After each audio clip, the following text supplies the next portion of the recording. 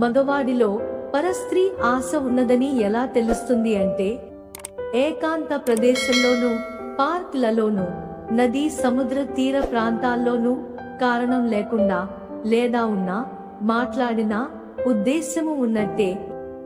పూలు, గంధము బహుమతిగా పంపినా తనని కోరుతున్నాడని స్త్రీ అర్థం చేసుకోవాలి.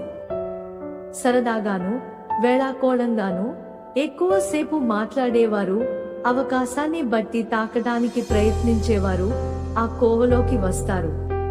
తన శరీరంలో తాకరాని ప్రదేశంలో తాకుతున్నా అభ్యంతరం పెట్టకుండుట, అక్కడ్నుంచి కదలకపోవుట చేస్తే స్త్రీకి ఆ ఉద్దేశము ఉన్నట్టే, మగవాడికి ఆహ్వానం ఇచ్చినట్టే. స్త్రీ మగవాడికి ఆవగింజంత అవకాశం ఇస్తే ఆ బుల్లి అవకాశంతో ఏరుగును పట్టేంత చేస్తారు.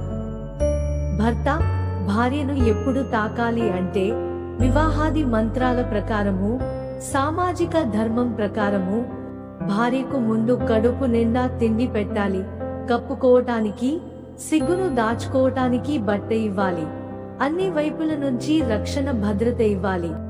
ఆ తర్వాతే స్త్రీని తాకాలి. అట్టివాడే స్త్రీకి అత్యంత దగ్గరగా వెళ్ళటానికి అర్హుడు. మాకు మీ సపోర్ట్ కోసం ఛానల్ ని లైక్ చేసి సబ్స్క్రైబ్ చేసుకోండి.